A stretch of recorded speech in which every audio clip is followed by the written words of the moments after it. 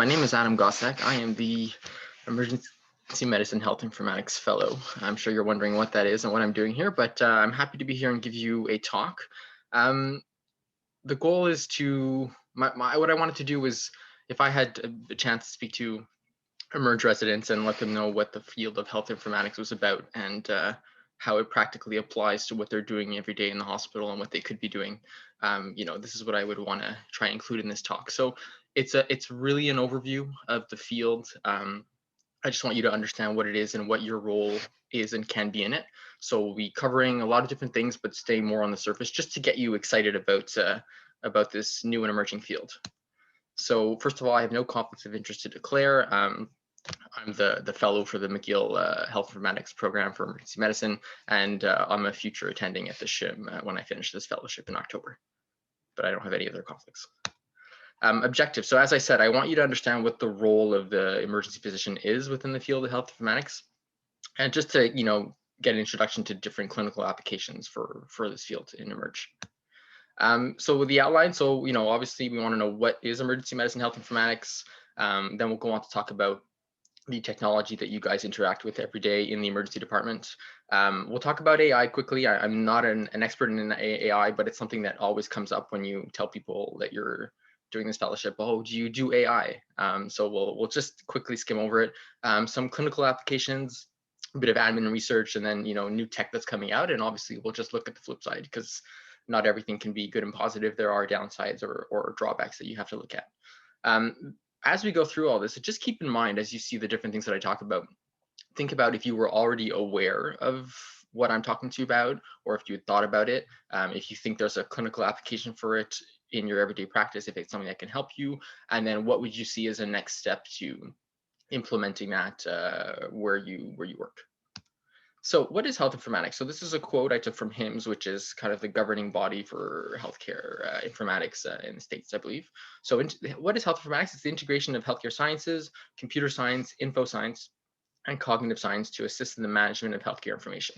And I mean, that it's a pretty broad definition, and it goes way beyond, the management of information. It's the creation of information, the storage, the analysis, but you get the gist of it. We're combining computers, technology, computer science with medicine, and in this case specifically emergency medicine.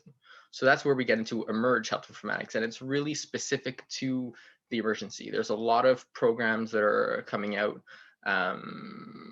across the globe, a lot in the States, about health informatics in general, but I guess to have the opportunity to really look at emergency medicine health informatics that's really focused on the Emerge, then you can really apply some clinical concepts and get something that's specific and useful for you in the Emerge. So, different things. You're going to talk about patient care and how you can improve your clinical workflow. That's probably the biggest one, but then obviously there's the administrative side and how you can better manage and have flow through your emergency department. And there's a lot of role for research as well.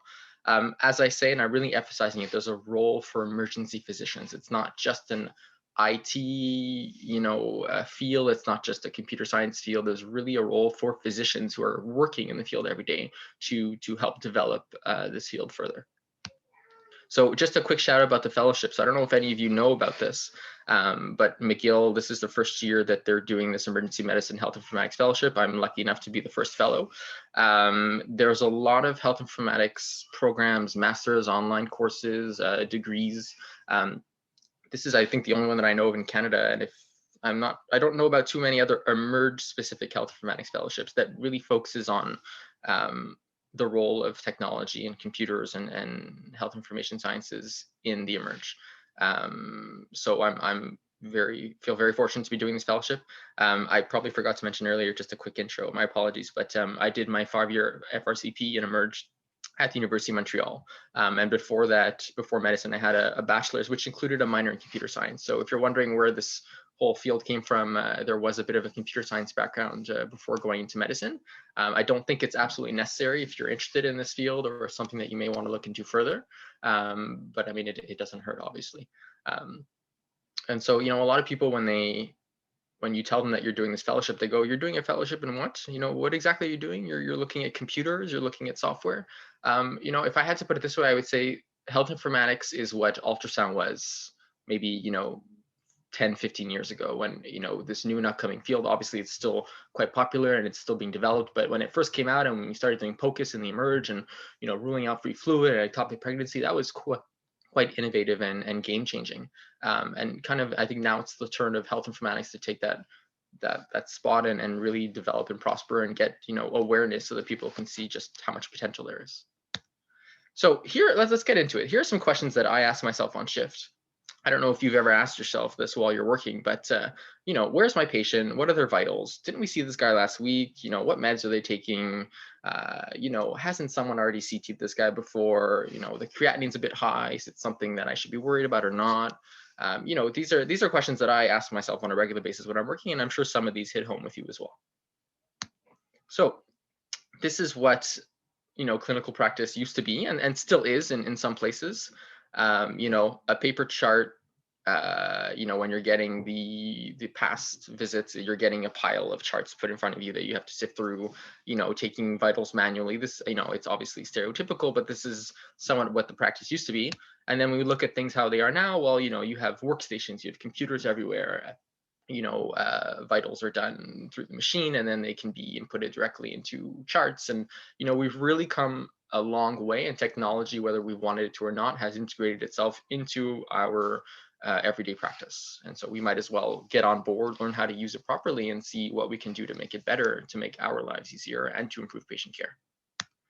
So as I said, interacting with technology, what are things that we do when you work a shift? What are things that you do and that you may take for granted or not realize that you're able to do thanks to the technology that you have? So patient tracking, just saying, where is my patient? I have this chart, but where are they? I mean, it might be written on the chart, but if you have something like, let's say, MedUrge, which I'm assuming a lot of you have seen before, I know it's specifically used at the RVH, the Jewish has it, but doesn't use it. I don't know, the residents have access to it. But you can see where your patient is, what stretcher they're in, what section, if they've left the Emerge to go do an exam, you can see that as well. To do chart review, right? So instead of sifting through pages and pages of old charts, which you actually have to wait to get from archives, that's how it used to be. You click on a button, it could be ChartMax, it could be Oasis, and you're able to sift through the information that you want and find things that you need to better care for and understand the patient in front of you. Charting as well, right? So charting has gone from handwriting to typing or voice dictation, which has also innovated the field. We can read what other doctors are writing. We're more easily able to access the information. So that's a big plus, and that's something we do on a regular basis. There's something called computerized provider order entry, CPOE. So I don't know if you knew the name, but you've probably been doing this already. So if you're at the MUHC and you want to put in some medications or some labs or some imaging for a patient, you will basically use CPOE. You will put your orders electronically into a system, and it could be for labs or imaging or medications, and we'll get into that later, but that's part of it as well. You can request labs and images, you can consult labs and images, you can deal with consultants, you can dictate. So if you kind of put all this together, well, you can call that an EDIS, so an emergency department information system. And that kind of puts all these components together. Now, this concept can be done through different programs. You can have 5 or 6 programs that you have to use that would make up your EDIS, or you could have one big program that does everything. It's an all-in-one. And then, I throw in the DSQ at the end. You could consider it part of the EDIS or separate. I mean, it is its own entity, but we use that on a daily basis just to get patients' pharmacy lists and see, if they went to another hospital, what tests were done, what imaging was there. It's super important. So these are some of the programs that you may have already used, probably more Oasis, MedUrge, and ChartMax, and the DSQ. So I'm sure you may or may not have heard of Cerner or Epic, but these are one of some of the really big players when it comes to EHR, so electronic health records, and kind of these all-in-one giant system that costs millions of, well, actually probably billions of dollars to implement in a healthcare system.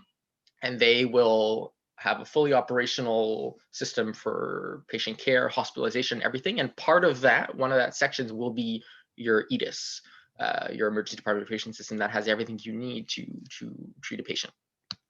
So if we talk about, we have this technology, we have to be able to use it, we have to be able to access it. And this is something that, we're at the first role where you would say an emergency physician can have some input into this. So the workstation, are we talking about a fixed workstation where you sit on a chair and you have a PC that's on the desk and that's where you access the technology and you go back and forth to the patient rooms? Or are we talking about a mobile solution, which can be a cart, and this is a photo from one of the carts at the Glen, or you can have a tablet or a phone and you can access all your information from there. So these are two different solutions. There's not a right or wrong answer. It depends really, I think, on your AD environment and the workflow. So you can have a mixed solution of both. If very large EDs, you may want more of a mobile solution or multiple workstations. It really depends. And I was actually surprised when I got to the Glen from the French side. It was the first time I had seen workstations with 2 monitors side by side, which is great. And it felt like a luxury, but it made sense. If you're going to be accessing more than one program at the same time, instead of minimizing your screen and switching back, you can have them both on in front of you. And it's, it just makes things easier. And who would be a good person to tell you how many monitors you should have when you're working, or if we should use a cart or a tablet, would be the person who's doing the work. The physician who's working is going to say, well, my life would be easier if I was able to move around with my computer and go to the patient rooms. Or no, I'm happy to sit at a workstation, but I really need 2 monitors so I can access everything. And quickly about the carts.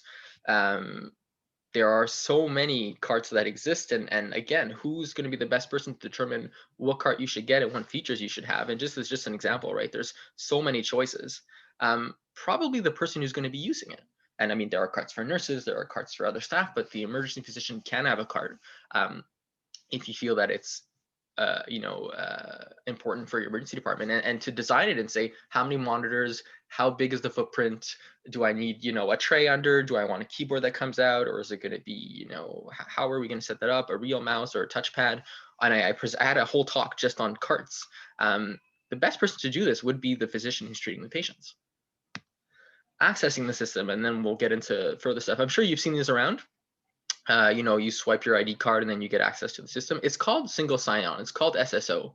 And it's basically, it automates the user login process. And so if we're going to have all this technology and we're going to have multiple programs to log into, we have to make it easy. We have to make it smooth and remove the headache that comes from manually logging in and opening 4, 5, 6, 7, 8 applications before you can even start treating patients. So if you look at just the RVH, you can count about 6 solid logins that you have to do for Windows, for McGill, for Oasis, for PSVox if you're dictating, for Impacts to see imaging with radiology, and the DSQ, which is a lot. And if you look at this, there's one, I just have a little snippet from a study here that looked at reducing login times after putting in SSO. So you have here before SSO was put in and after SSO was put in. And so the first time you log in before SSO took about 35 seconds. After SSO was put in, you shaved off about 5 seconds, which, okay, that's 5 seconds. It's not the biggest deal. And I agree, it's nice, but it's not great. But if you look at the reconnection time, so how many times do you have to reactivate the computer? The session's gone to sleep or the monitor's turned off and you have to reswipe your card. If you don't have this SSO and you may have to re-log in, you're going to go for another 34.6 seconds or 29.3 versus when you have SSO, it really shaves down the time, 8.9 seconds. So you're saving about 20 seconds per relogin. And you may relog in anywhere from 20, I think is not a lot, more like, 20, 30, 40, 50 times per shift. So those 20 seconds adds up a lot and you end up saving a lot of time and headache just by having this not so complicated technology called SSO that helps you access the system that we've created. We'll talk a bit more about CPOE. I think it's an important topic, and there's a lot of research and work that's going on in this area. So this is when people think of computerized physician order entry, this is probably the first thing they think about, and it's very true, right? How many times, my handwriting is terrible, guilty, but I'm sure not the only one. And I mean, how many times have you had a nurse or someone else come up to you and say, what does this say? Or what did you write here? And having to clarify. So people are chasing after you, trying to figure out what you wrote. You're trying to figure out what other people wrote. But more than that is that there's risk for error, right? Someone can get, 100 units of insulin instead of 10 because, the decimal was put in the wrong spot, or you can't see, or the writing was just so terrible, or the wrong medication can be given. And these errors are clearly documented and we know that they exist. And so by using CPOE, we can really decrease these errors and improve patient care. So CPOE, so computerized physician order entry, what can we do? A lot. We can prescribe labs from the computer, which we do at several of the McGill sites. And you can prescribe individual labs, or you have this potential to create order sets. You can say, I want a cardiac workup, I want an abdominal workup, I want a syncope workup, and you can integrate the labs that your department or even you as a physician has determined is the right set of labs that you would want when someone comes in with a cardiac chest pain or something else. You can order imaging, and then we will talk about it a bit later, but within the section of ordering imaging, you can have these clinical decision support systems that are integrated that help guide you and make sure that, let's say, you're not ordering a CTPE on every single patient who comes in, and you're really trying to follow the validated clinical decision rules that exist. Medications is probably one of the biggest ones where CPOE has a big role. So as I said, we can now read the medications. They're inputted into the system, so they don't have to be recopied once or twice by a nurse or a pharmacist. There's the ability for the system to check if there's an allergy that comes up with the medication you gave, if the drugs interact with each other, and there could be a danger, whether you're increasing the QT or you're having an effect on the kidneys or the liver. If you have the patient's weight, you can talk about weight-based dosing, and that's huge in pediatrics, as you know. And then obviously, if you're adjusting for renal clearance as well, doesn't always come to mind. It's a busy setting, but to have a computer system there that does it for you or reminds you is great. So as I said, you can have order sets and protocols that you can implement with CPOE, and you can even have AI at some point that can suggest orders, saying, "Hey, I understand that you're seeing a patient with chest pain and tachycardia. Maybe we should get a D-dimer, or have you thought about PE?" So that could help you out in terms of CPOE, but this is more advanced features, obviously. So CDSS, so that's the clinical decision support system when it comes to imaging. Obviously, CT-PE studies are done a lot. PE is not always easy to diagnose. It doesn't always present classically. It's often does not present classically. And so we do investigate a lot of patients for pulmonary embolism, and we'll do a lot of CTs. We have access to them. They're done quickly. And obviously we have the PERC, we have Wells, there's modified Geneva, there's lots of criteria that are validated that can be used to say, is my patient low risk versus high risk? But essentially, you have to think of using this decision rule when you're deciding if you're doing a D-dimer or if you're going straight to imaging. And we don't always think about it, or we kind of brush it through our heads. But if you are in the process of ordering CTPE, and then this screen pops up and says, "Hey, I see you're ordering a CTPE for to rule that out. Here's the Wells criteria. Let's check it off and see what criteria do we have?" And then you check off the ones that your patient does or doesn't have, and then it says, "You know what? I don't think imaging is recommended at this time. Your patient's low risk, or they're not high risk. You could probably get away with the D-dimer." And so here you can cancel your order, you can ignore it, you can add indications, or you can say, "You know what? Sure, that's a great idea. I'm going to do my D-dimer." And you can do this for anything, for a CT head, Canadian CT head rule, or C-spine rule. And so you can integrate these clinical decision support features to just try and help decrease the overutilization and increase the yield. And I mean, you have a lot of studies that are published on this, and this is just the one in 2012, which showed almost a 70% increase in yield. This was at a single site, and a 20% decrease in utilization of CTPE studies. Obviously, there's mixed results and there's mixed studies. I'm presenting you one that looks impressive, but just think about it. If you're forced to drill through these rules as you're ordering, then it can help. And obviously, there's a downside of having these extra steps to do. And then that's a whole discussion in itself. So you have to weigh the benefits and try and make it as easy as possible, right? So here it says heart rate greater than 100, and you have to check off, but why can't the computer system just go and check what the vitals were for the patient? And that is something that can be done. If we look quickly at medications, this is a meta-analysis that was done looking at basically electronic order entry for medications versus paper entry. And they looked at actual, injuries that were caused to patients by medication error, so preventable adverse drug events, and then just medication error. So any sort of error, whether it did result in a harm or not to the patient. And then I'm not going to get into the study too much, but if you just look at the results of an analysis, when you look at the primary outcome of actual injuries to the patients, you have your risk ratio of 0.47. So there's a clear, favoring towards CPOE versus paper. And I mean, I think that's quite obvious.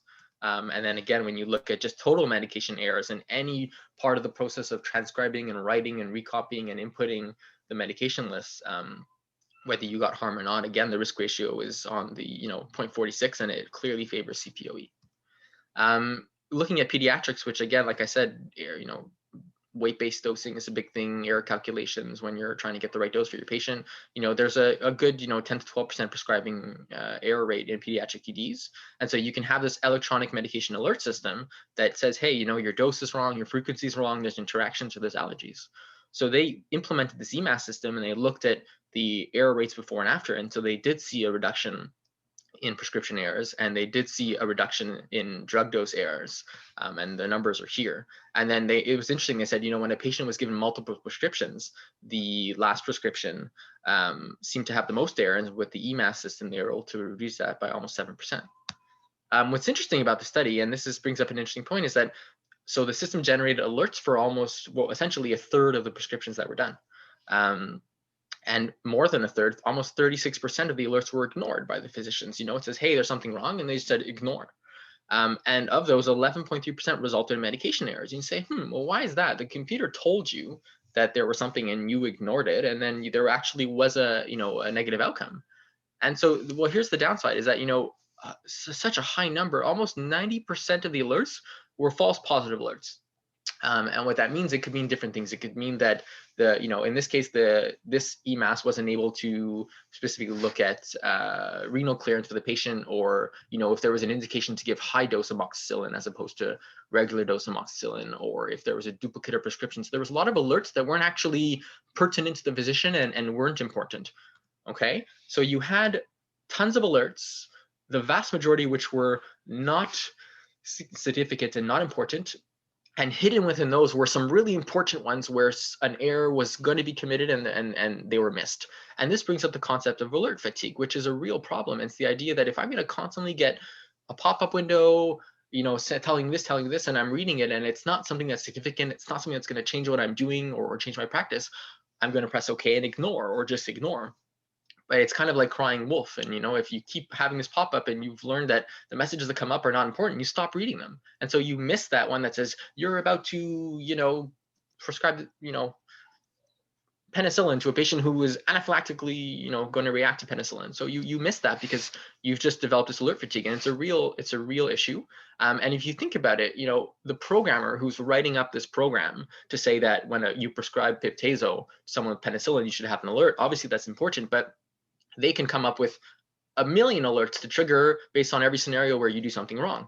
But it's really it's the physician who's working who's going to say, well, what alerts do I really want to see?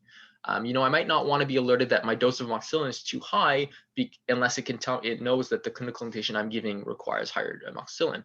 It's the physician who's going to be able to say what alerts are important, which ones do I really want to see, and so you can really target alerts if you choose that you should have alerts, because some people say we shouldn't even have alerts and you should be able to get the information across in a different way.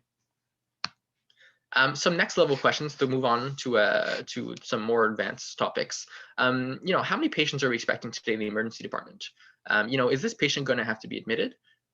This is a fancy question. Do I think my patient's going to develop AKI? Who should I see, or who should I assess next? And then, when you're working up a patient, you're coming up with your differential, am I missing something? Is there a diagnosis I'm not thinking of that I should be thinking of? And then a couple other questions down below. So this kind of brings us to the topic of AI. Again, we're not going to get too much into it. And again, I'm by no means an expert, but just to, I guess, tantalize your taste buds a little bit if it's something that interests you. So what is AI? It's basically the idea of incorporating human intelligence into machines, right? So, you can program a machine to look at conditions and say, if condition A, do X, or if condition B or C, do Z, and you can put in these logical statements, but that has its limitations. And by doing AI, which is kind of the broader term that encompasses machine learning and deep learning, by using AI, you can put more human intelligence, and almost it's kind of simulating a human that is making a decision based off of what they know. So machine learning essentially allows the machine to learn from past experiences and make decisions that can be better and improve based off what it previously saw or did. And then deep learning, one example of that would be an artificial neural network. So it's like having this computer brain with a bunch of neurons that has this massive computing problem that can computing power that can solve ridiculous math equations or predict medical outcomes or admissions or stuff like that. So the simplest application would be, let's create an AI algorithm and let's show it 500 pictures of a dog and then say this is a dog 500 times, and then show it 500 pictures of a cat and say this is a cat. and then you showed a new picture that it's never seen before of a dog, and based off of what it's seen before, 500 dogs, 500 cats, it'll be able to tell you very quickly this is a dog. And that is a very simple application of machine learning. You've taught it what a dog looks like, with pixels and information, you've taught it what a cat looks like, and now it can tell you this new picture which animal it is. And you can apply this to medicine, and this is done. I'm not going to get too much into it, but this is already done, and it exists in radiology. There's a lot of literature on it if you're interested, but you can show 500, and when I say 500, it's more like 5 million, 50 million, 500 million x-rays that are normal, and then 50 million, 500 million x-rays that are have a diagnosis of whether it's pulmonary edema or COVID or whatever you want to choose. And then when you show it a new x-ray for the patient that you're seeing today, it will tell you normal or COVID, or normal and pulmonary edema. This is an article that, and I want you to see, it's in Annals of Emergency Medicine. So I know you guys probably look at this article a lot when you're doing your journal clubs, journal a lot when you're doing your journal clubs, and there is literature in health informatics within this journal. So I encourage you to keep your eye out in the future when you're looking for articles to review.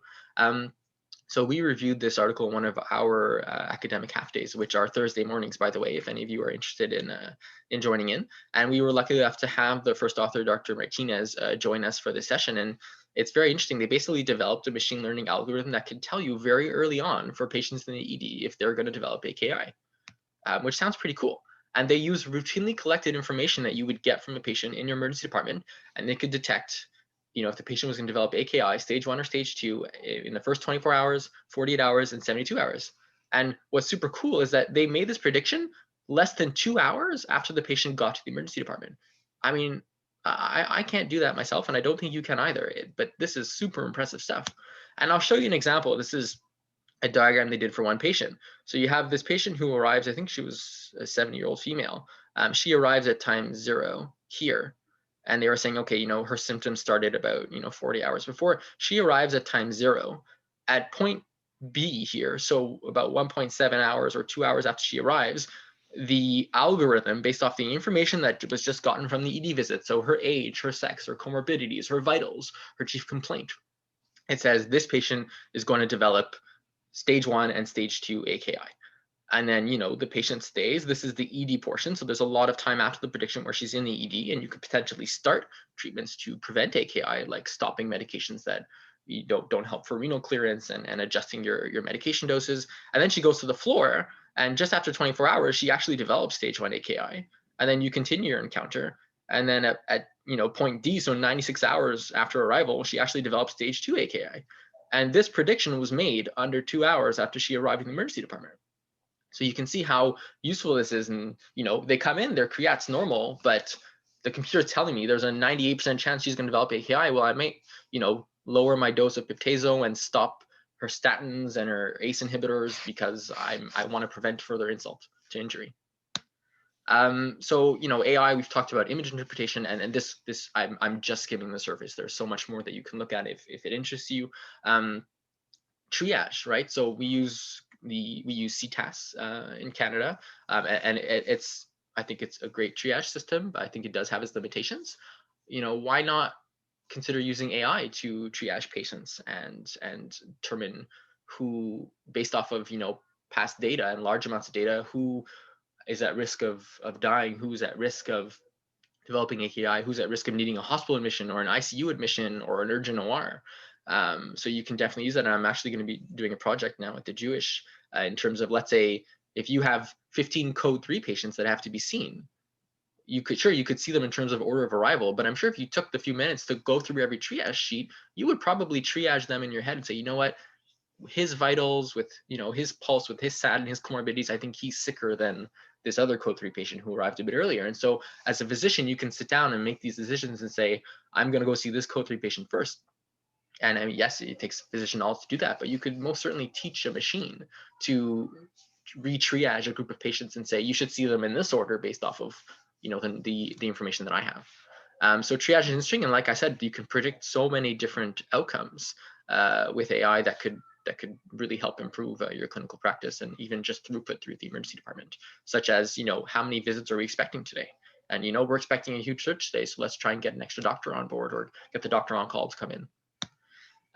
If we talk about some practical applications, So these are just a couple. I'll skim through them a little bit. Flow Manager, and this is one that I gave a talk about earlier in the year. So what's a Flow Manager? So this was one of the assignments I had to do, and I had to talk about it. Essentially, a Flow Manager is this concept, this computer concept, where the computer is looking for patients who are stalled. And what stalled means is there's no labs that you're waiting for, there's no imaging you're waiting for, and there's no consults that are pending. Obviously, it leaves out the part where, let's say, you're really just waiting for a clinical response for a patient in terms of analgesics or antiemetics or whatnot. But it does pick up a large group of ED patients. And the goal of this is really just to keep patients moving forward in their ED journey from, arrival to either discharge or admission. And so this flow manager is constantly asking the question, what are we doing with this patient? So you might recognize the screen. This is McGill. So assuming you're working and you're attending and you're busy and you have lots of patients to see, and you have this little button here called Flow Manager, and it's constantly checking all the patients that you're seeing to determine if they're stalled. And when they're stalled, well, the button will turn red, and then okay, I got a patient who's stalled. And as you start seeing more and more patients, well, those numbers will accumulate until at some point, there's 4 patients that do not have any labs, do not have any consults, and do not have any imaging pending. And it's saying, what are you doing with this patient? So if you were to click on that button and go into the Flow Manager, and now obviously we've gone just to a normal table because it's not designed. But if you think about the use of this, so, it gives you the information of the patient, where they're located, and then it gives you a message to say, well, why are they stalled? So for patient Jane Smith in age 34, all the labs you ordered are normal and there's nothing else pending. So, well, what are you going to do? And so you can acknowledge this message, which buys you 30 minutes. And I mean, you can change that. You could buy you 5 minutes. It could buy you an hour. You can set these parameters. And that gives you time to then do an action to move the patient along. Labs are normal, discharge. Labs are normal, repeat this. Labs are normal, get an image. You can also choose to ignore. If you're like, you know what, yes, I know labs are normal, but I'm really waiting because I need to have the bolus finish and need to speak to her mother. And so you can just ignore it and that message will never come up again. And so you can go through all these different alert messages and it can tell you what is there that was done. So CPOE reported, not CPOE completed, but reported, because yes, we can look at the studies ourselves, but we pretty much always wait for the actual radiology report to make our disposition decision. So that can be there. Or if you ask for a cardio consult and it's completed, well, cardio consult completed, go check out what they said so you can determine what's going on with the patient. Or if you've asked for a cardiac workup and the trope is 150, you might want to act on that. And so the list goes on, and obviously you can do, I feel like this would be a nice way to prompt the physician to move forward and get those patients moving. If you want some advanced features, you could have links, right? And if there's integration with your information system, CTP reported could become a link. And when you click on it, it opens the report. Cardio consult, when you click on it, it can open the cardio consultation. Trope 150 can do a lot. It can give you a trend for previous troponins, or it can activate a protocol and say, do you want to give the patient 320 milligrams of ASA? Do you want to start heparin? Do you want a cardio consult? Do you want the patient on cardiac monitor? There's so much that can be done. And the list goes on. Creatinine of 300. You might click on that and it says, do you want to start IV fluids? Do you want to order, do you want to get a consultation? Do you want to look at the meds? So there's lots that you can do based off of these messages. And obviously another version of this is a flow manager that can be used by someone other than the treating physician, who can monitor, let's say, a certain area of an emergency, look at all the patients under different doctors, and kind of, if their role really is just the coordinator position or flow manager, and say, okay, Dr. Bake or Dr. Robert, how are your patients doing? Okay, you have 4 stalled or 3 stalled, and can we move things along a bit? This is an interesting concept that I found out about. So you have dashboards, and dashboards can be used for different purposes. But think about a patient who comes in with chest pain. Okay, what information do you want to know, or would you like to know before going to see them, assuming you have the time? So you'd want to know, did they have a previous EKG? Have they been cathed? Do they have an echo? Have they seen cardio? And so you can take the time to go through the OASIS document viewer or ChartMax and look this up. But I mean, we should be able to get that information spoon-fed to you so quickly. And so this group actually made a chest pain dashboard, an app, and it pulls all that information. So the patient comes in with chest pain, and guess what? Here's their last EKG, and you can see it. Here's the last cath report, and you can see it. They've never had an echo. They saw cardiology, and they were last discharged on this date. And so that pulls all the information and spoon feeds it to you and saves you the time of having to go and look for it. And I think this is super useful, and you don't want to spend time having to go through the chart and look at it. You want that information brought to you instantaneously, and that's possible. Other ways that dashboards can be used are to look at, department metrics and department flow. How many patients are waiting to be seen? How many arrivals are we getting per hour? How many admissions? How many patients are waiting for CT? And the list goes on. How many are waiting for consults? So this is actually South Australia Health Board. The link is up here if you ever want to look at it, but this is just a screenshot from their website. If you click on this link, it brings you to an actual live dashboard for all the hospitals within the South Australia system. And within that, it tells you, okay, right now in real time, and I did this, anyways, I did this on a different date on the 6th of March, but how many patients are waiting to be seen? What's the status? What's the average wait time? What's the assessment? What are the triage priorities or categories that are here? What's the activity? And if you actually scroll down on the website, it'll tell you what's the average wait time, what's the length of stay, what's the admission rate. And so these are all department metrics and dashboards that you can come up to help with flow and throughput and resource management. That's just based off of the data that's collected through the electronic system. Quickly, mobile apps. I mean, there's an app for everything. So why can't there be an app for the emergency department? And it could be both for patients and for physicians. I don't know about you, but I've been stopped many times by patients in the hallway saying, where is this room? Or where did they call? I heard my name, I didn't hear where. Or is there a cafeteria in this hospital? Or what time is it open? So just having an application that gives you information about the hospital, about the emergency department, about what it's like to be a patient and what you should expect could be super useful. And even just visit related information. So, where are you within your journey? Tests have been ordered, imaging's been ordered, you're waiting for a consultant, that could be things that would be very useful to a patient. And then for physicians, right? So how many times have you texted a consultant and said, here's the picture of the rash I wanted to show you, or here's the picture of the fracture. What do you want to do? I mean, that's probably not the best way to be sending people, and there's ethical and security issues or privacy issues related to that. But if you have a designated, accepted, secure messaging application system where you can actually discuss patient information and it's done securely and it's encrypted, or you can look at patient lists or test results, then that could be very useful to improving communication and patient care as well. Going to speed up a bit. So admin and research, what can you do with all the data? Like I said, and when you saw the dashboard, we collect tons of data on patients, on flow metrics, on everything that goes on in the emergency department, because we have these computer systems that are in place. And so there's lots that we can do. You can do quality assurance. You can look at all your patients who came in with a STEMI and see how long it took to get them up to the cath lab. You can look at all your different critical time intervals, time to triage, time to seeing a physician, time to admission. You can look at all that, and that from a department perspective can help you adjust your flow. You can look at performance metrics, like I said, for a department level, or you can look at a physician level. Physicians might want to get feedback and say, where do I stand, amongst my group of colleagues in terms of number of patients I see, or the number of bounce backs I have, or the misdiagnoses, or time to prescribing medications. I mean, you can look at whatever you want because the data is all there. And so you can go in and get that data and analyze it and give it to the people who want to see it. For QI as well, right? You can map out different processes and workflows and say, how can we improve it? So one of my biggest frustrations at the Glen when I got there was not being able to find the EKG. It was printed out on paper and then it was literally just evaporated into thin air. And I remember being like, why, what is going on here? And so now there's this essential, and there's always a delay getting the EKG onto the computer system so you can see it. So it's it's gone, it's lost, and what's going on. So there's this project that Dr. Bacon and Anthony Robert have been working on, and that basically now there's a new system. I won't get into it too much, but you'll be able to have the EKG uploaded almost instantaneously from the moment it's done into the system, and you'll be able to consult it. And so you're really going into a paperless ECG, completely 100% done. So that's great. And you can apply that to many different workflows and see where you can improve. Resource allocations can be done, and simulations as well, right? So if your hospital has budget all of a sudden to pay more nurses, or build a new examination room, or pay another doctor, and obviously we get paid by RAMQ, but you understand the concept. You could build a room and then realize that that's not what you should have done, or you could hire nurses and realize that's not what you should have done, or you can build a simulated emergency department. You can input simulated nurses, doctors, prepos, your X-ray machines, your patients, and your patient flow. And then you can put a scenario where you have an extra room, or you have an extra nurse, or you have an extra doctor, and let the computer do its thing and see how many patients get seen. And then you can see, well, that the computer's telling me that with its analysis that that's the best scenario.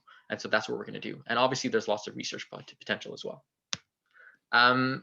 quickly some bells and whistles. So there's always new technology coming out. And so I think physicians have to be aware of this and say, you know, can we use this in our emergency department? How can we integrate it into our workflow and with the tech that we have? So ultrasound obviously is here to stay, and it's great. And we scan all the time, but then there's the idea of quality assurance. And, you know, so we scan, but the images aren't saved, or we print them out and then they get lost. So I was very surprised when I got to the Jewish last month that at the end of my shift, I could plug in the machine into the network with like a telephone cable and upload the photos, upload the videos or the images that I took, and that could be stored on a server and then reviewed later for QI and QA. And I think that's great. And so you have to think about the tech that goes into this and the process of doing it, and even the workflow. When is it going to be uploaded? Is it uploaded manually? Is it uploaded by the physician? Does someone come in and do it? Is it done automatically? There's all these things to think about to get it to work smoothly and efficiently. And then something that's super neat is something like wireless vitals. So you have this here, proof of concept for wireless vitals in the ED. And there's this little box that goes on the patient's chest, and it tells you the pulse, the resp rate, and the O2 sat. You know, some are as big as a coin and they just fit right on your chest and they tell you the vitals. And you're saying, okay, well, resp is good, O2 sat's good, pulse good, but what about the BP? Well, you have this thing called, you know, a cuff-free BP, and that uses pulse transit time and the heart rate. So how long does it take your pulse to get from one part of the body to the other? And you factor in the heart rate, and you have something like this. Next thing you know, you have vitals that are taken all the time. There's no wires. The patient's not taking off the O2 sat on their finger. They're not taking off the BP cuff. If you want vitals, you want to reassess your patient, you just plug into this machine virtually, and you have a new set of vitals. I think I'm running out of time, so I'll just wrap up here. There is a downside to all of this, and I tried to just give you a very quick overview and a positive, exciting outlook of what emergency medicine health informatics is. But obviously, these are also questions that I ask myself on shift, and there's a lot of frustrations that come with it as well. So I'm sure you've had this face more than once when you've worked with technology as a whole, whether in the emergency department or not. But there's a flip side, right? There's a lot of cost that goes into setting this up. There's a lot of infrastructure and maintenance and support. Training is there, and I highlighted it because I think it's especially applicable to residents, right? You guys are moving around all the time. I'm moving around all the time to different work environments, and things don't work the same way at each one. And it's kind of take it for granted that you could just show up on day one. You're already a bit disheveled because, you know, where's this room and where's that room and where do I go? And then you have a computer system that you don't even know how to use, and you're expected to know how to use it super quickly. And I think, you know, Anthony Robert at the Glen has done a great initiative of creating these online self-learning modules for McGill, so that when you come in, you have a basic preparation. But it's something that takes time, and people overlook that training aspect of taking the time to learn the system, because if you don't learn it properly, you're not using it properly. And so you're not efficient, and then you have frustrations that don't necessarily need to be there if you got the proper training. Obviously, you can have system failures, power outages, bugs, hacks, and security issues. People talk about an impact on productivity and patient flow. There's lots of studies done on this, and obviously, when you first implement, if you switch from paper to paperless, you have to expect that it's going to be slowed down, that people are going to be taking time, they're going to have questions, they're going to be lost. And so you have to plan for this. You have to do this. And Mark Bay gave a really great talk a few weeks ago on when the MUHC switched from paper to MedUrge, and how it was planned out on the right day, and it was going to be on a Tuesday because Mondays are super busy, and Tuesday still gives you 4 days of the week to, you know, iron out the bugs. And so there's a lot of planning that goes into this, and you need to have a whole system. You have to treat it like a mass casualty event, and everyone's got to be on deck to make sure it goes through proper. And over time, what studies show is that, yes, there's an initial decrease in productivity and flow, but then it eventually goes back to baseline and sometimes even gets better. System failures obviously are something you want to avoid. It impacts the workflow, it increases stress, it increases length of stays, and this is documented. And the goal to prevent this is to have system redundancies, to have backups in place, to have, you know, secondary systems that can come on when the first one fails, or to have something, you know, there's MedZurge 911 at the Glen where it'll switch to paper mode and print all the patient charts, and, you know, within a half hour you have charts available that you can do on paper if there is a failure. My last slides is just about the future steps of where are we going with health informatics, and I think that's a really big question, and I don't have all the answers. But I think for emergency departments that are still on paper, first step is to get from paper to electronic. So I'll be working at the SHIM. The SHIM is still on paper. We consult scan notes on OASIS, but everything is written. So that's going to be one of my big goals, is to go from paper to electronic. And I think that's a big one because that allows you to collect the data and use it. I think there's going to be a lot more advanced functionality in terms of the emergency department information system or the EHRs. I think machine learning is going to be integrated into the clinical workflow, where we like it or not. I think there's a role for it. You have to choose the right avenues for it, but I think it's going to be part of it. something I think is neat is, a virtual assistant. I don't know if you've seen Iron Man, but Tony Stark talks to Jarvis, and Jarvis is this intelligent system, just a rather, I think, very intelligent system. Can you imagine seeing a patient? You're talking to a patient, you have a little earpiece in your ear, and you say, hey Alexa, or hey Jarvis, was this patient recently admitted, or what was the patient's last troponin? Or you could ask so many questions, and then you could be seeing a patient, and it could say, hey doctor, by the way, so and so's labs are back. The troponin is at 500, and it was normal a month ago. Or it could prompt you, and you could have this intelligent system that guides you through your clinical workflow and prompts you when you need to be prompted, and knows when to prompt you and when not to prompt you, and what information you want. And I had a discussion with Dr. The Jewish yesterday about this, and there are places that are using things like Google and Alexa to give voice commands and access information, patient information. And so this is just the start, and this is kind of pushing it towards the end, but I don't know, it seems pretty cool to me. More practically speaking, there is the dossier santé numérique. So Quebec government wants to create this global unified, electronic system that we will all be using, where all the patient information is put together in one system, and it's one kind of like a big Epic or a big Cerner, and probably even bigger than that, because it'll be multifaceted and across multiple environments. That's something we'll probably see in the next 8 to 10 years, but maybe I'm being generous, but it's something to keep your eye out for. All right. Any questions? Sorry, I know that was a lot of information, but I just wanted to give you an overview of that. No, thanks, Adam. That was really interesting, actually, and hearing all of the possibilities that are kind of coming through the pipeline are really exciting. I mean, speaking for myself, but certainly being able to use this kind of technology and things, it's has an effect on your wellness as well. Just like your workflow is improved, and things are just get done more easily. And as much as we complain, we're a little bit spoiled compared to all the peripheral centers that, as you say, are still on paper charts and don't have any kind of, or very limited kind of informatic integration. You had a couple comments in the chat that I'll highlight. So first, Mark Bake actually mentioned that there's going to be new computers coming in the next couple of months at the MUHC, which is exciting. Anthony mentioned for people who don't have SSO to write to him, especially if you're at the RVH or the MGH, to get that set up. And then Seth had a question. How do you feel we're doing with health IT in terms of the changes in physician quality of life? Hey, Adam, maybe I can add to that.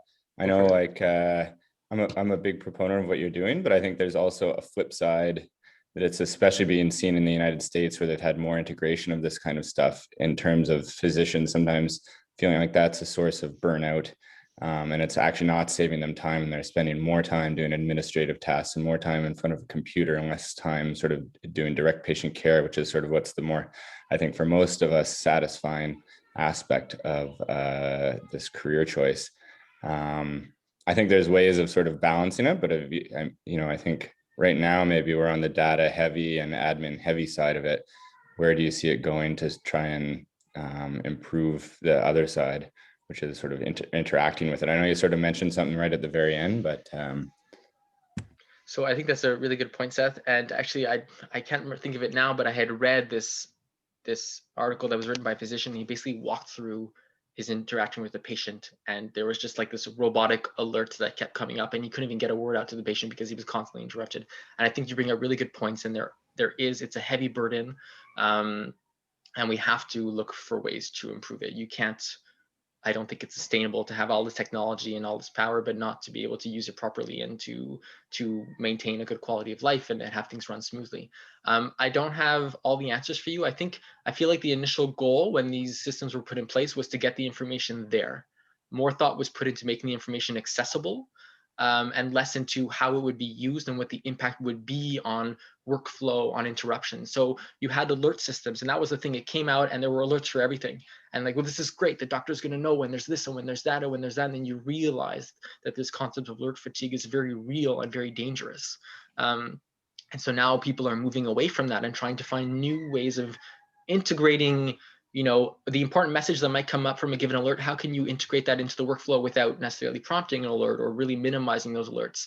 I think, and really focusing on that. I think this is where the role of you guys can come in when you're working your shifts and when you're working with the system to say, what do I like about it? What do I not like about it? What makes my day hard? What about the technology or the program that I use make it hard or make it more of a burden to get through the day? I think we're going to be moving away from alerts. I think we're going to be looking about minimizing the input that the physician has to physically put in. So the idea of a well score, the vast majority of those indications can be done by the computer. It can find out what the OTSAT is. It could look at the past medical history. You could get the vast majority, except for the clinical impression, or does it look like a DVT? You can get that information put in. So there's less stuff to put in. I think so. The more integration you have and the more intelligence you have, then the less you'll have to do. I think that's probably a bigger portion. And then again, just looking at reanalyzing the workflows and saying, do we need to have all this information put towards us?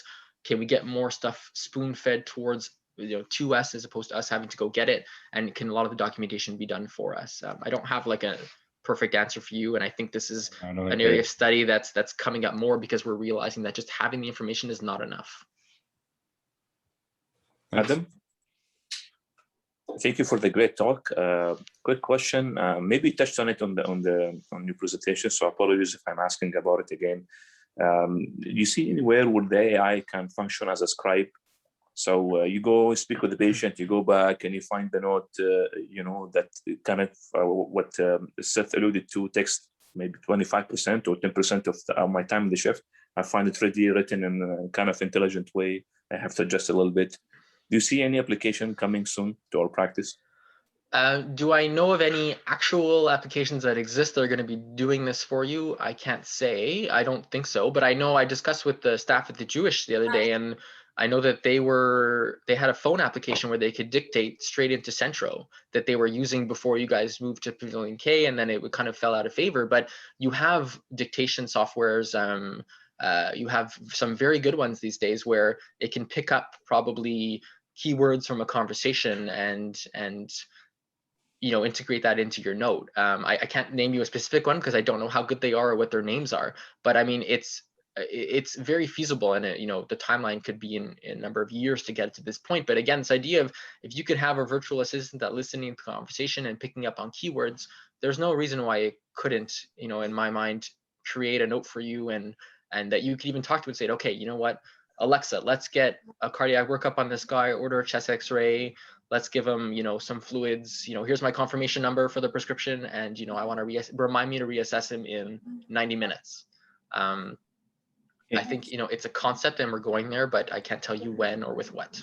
And in relation to this, do you see any security threats to that? Because you're going to use a cloud, and then your voice is going to be the patient's voice when they talk. You feel that there aren't going to be any kind of security threats?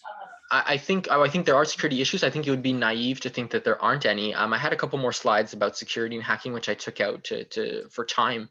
But yes, that's something that you have to constantly be aware about. It's something that goes on more in the background. So as physicians, you may not think about it, but you have to be able to, just storing it in a cloud. Where is that cloud? Like, where is that server physically? In the cloud, it's got to be somewhere.